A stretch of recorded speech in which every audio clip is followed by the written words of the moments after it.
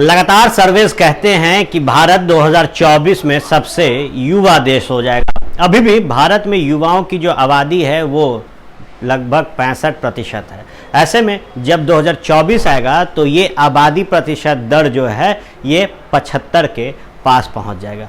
मतलब जो 20% की वृद्धि होगी उसके बाद कई लोग शायद इस दुनिया में ना हो। ये काल्पनिक है लेकिन कटु सत्य है।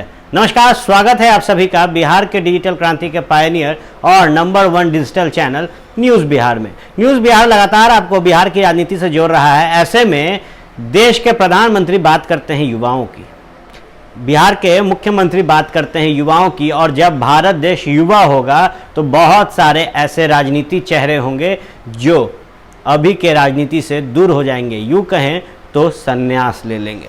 ऐसे में हर राजनीतिक दल और उस राजनीतिक दल का हर एक चेहरा आज इस लोकसभा में अपने किस्मत को आजमाने जा रहा है, क्योंकि जब 5 साल बाद चुनाव होगा तो शायद उनकी एज चुनाव लड़ने की नहीं होगी, क्योंकि भाजपा पहले भी कह चुकी है कि 75 के बाद जब आपकी आयु होगी तो उन्हें टिकट नहीं दिया जाएगा।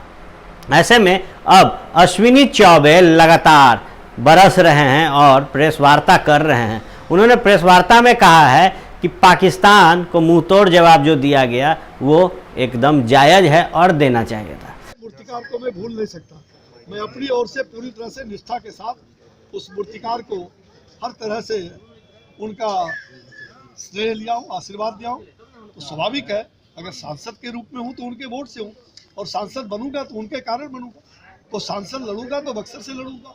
ये पार्टी का नेतृत्व को निर्णय करना है, विश्वास हमारा पार्टी के नेतृत्व में। दूसरा सवाल है सर, बंगाल में बहुत सारे ममता बनर्जी के करीबी विधायक पार्टी छोड़ के बीजेपी ज्वाइन कर रहे हैं। क्या लग रहा है कि कहीं ना कहीं ये बंगाल में, आप सुन लीजिए घोषणा मेरा, मैं जो कहता हूँ भगवान की कृपा से मेरे भावना को बंगाल में इस बार ममता का नष्ट नाबूद हो जाएगा, ममता का धाराशाही होगा, और बंगाल में भारतीय जनता पार्टी उभर करके आ रही है, एनडीए।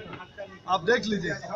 यूपीए की बात की जाए तो यूपीए के राहुल गांधी के जितने सहयोगी हैं एक एक करके छोड़े जा रहे हैं। कितने स्टिंग ऑपरेशन टाइम्स में किया उसमें? अरे ये यूपीए है, ये पाप का घड़ा फूटेगा।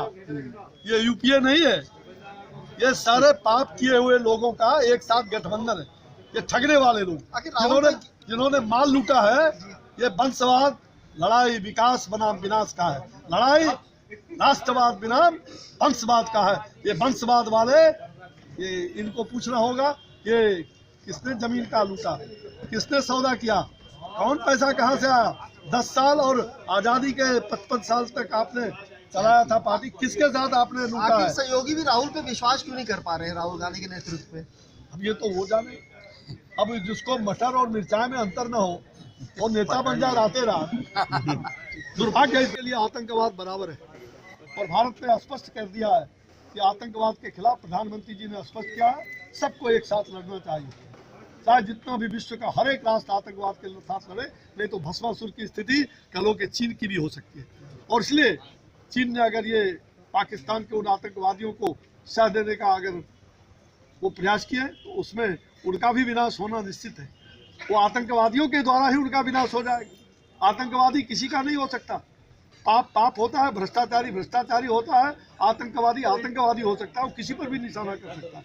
और इसलिए देश को ये सोचना पड़ेगा, होली का अवसर है, होलिका दहन करें और आतंकवादियों का होली खेलें, आतंकवादियों का दहन करें। जो लोग आतंकवादियों को साथ देगा उनका भी दहन करें। ऐसे में उनकी सीटों पर अटकलन लगाई जा रही है, लेकिन उन्होंने साफ शब्दों में कहा है कि आगामी 2019 के लोकसभा चुनाव में जब वोटिंग होगी वो मुझे नहीं हरा सकती।